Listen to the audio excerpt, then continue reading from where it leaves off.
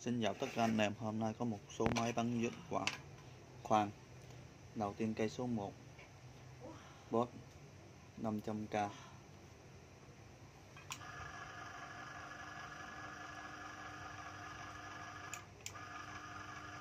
Đầu kẹp 13 ly, có bú.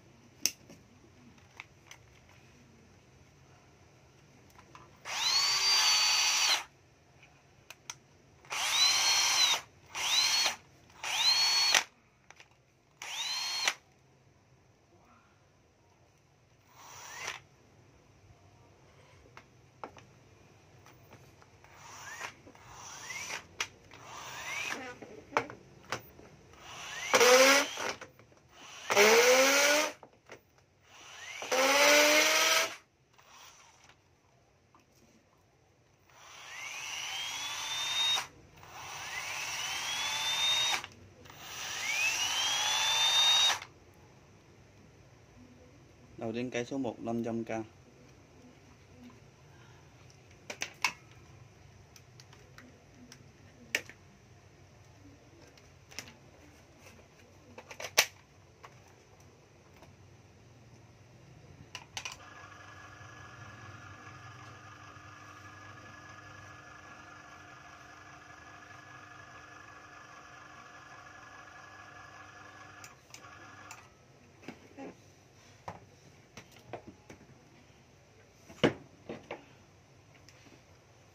Cây số 2 là IP 450k.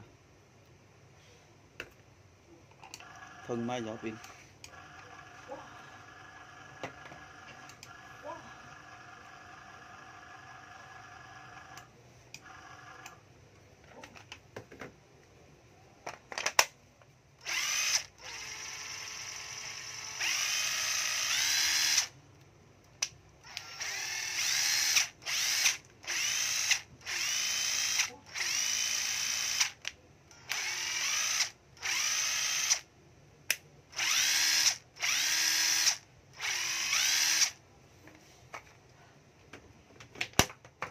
Cây số 2 450k, thân máy vỏ pin.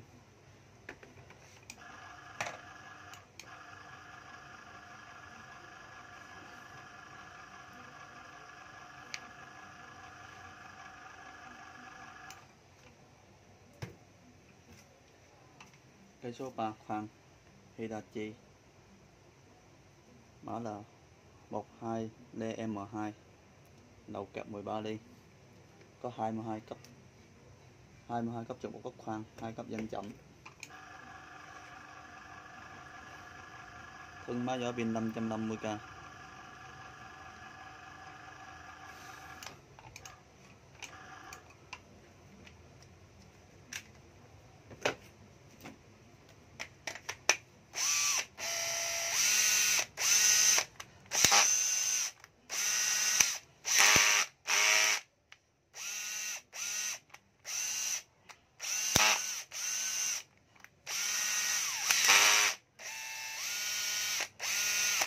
Có đèn chiếu sáng.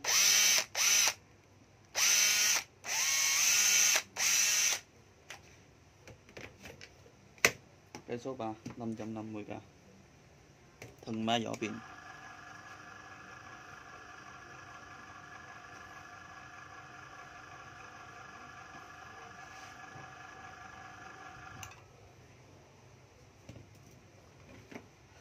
Cây số 4 400k thân máy ở pin Hitachi có bị xước chạy.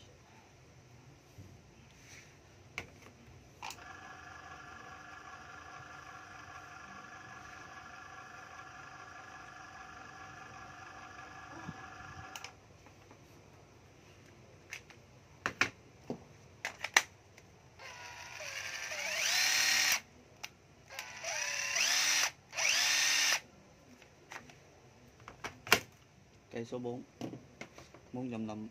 400k thân máy ở pin.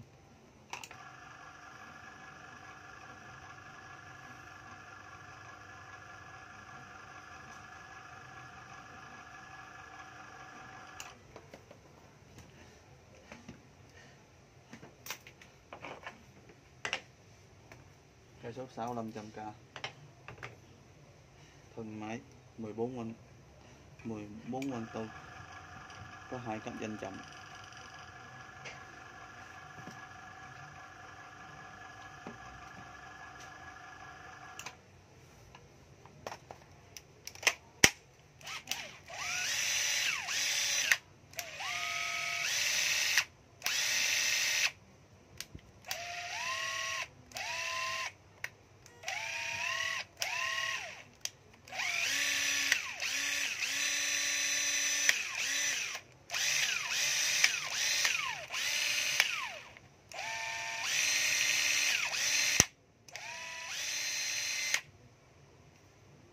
Thân máy 500k cây số 6.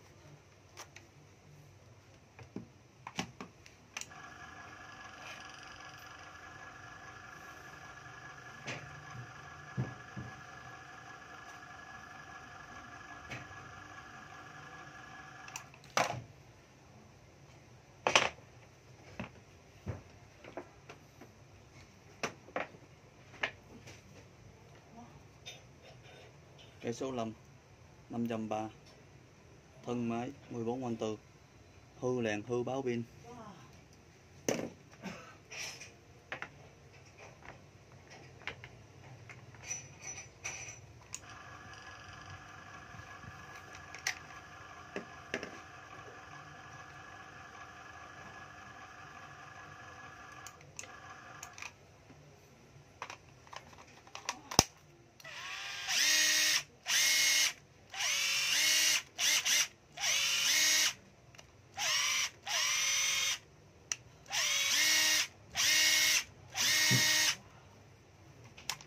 Cây số 5 550k hư lèn hư báo pin.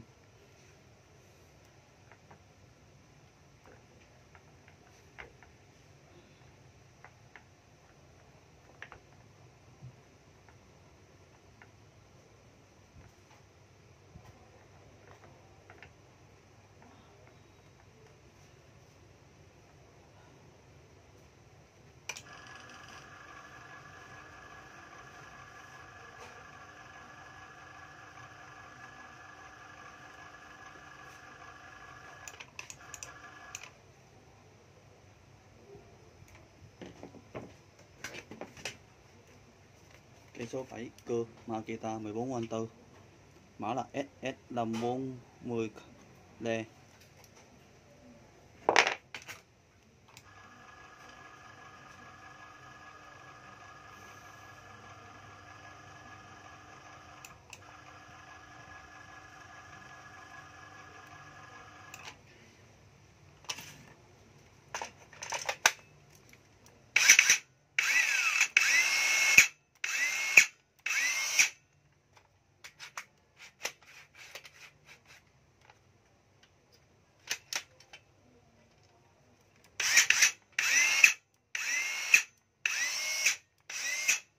Thân máy 580k cây số 7.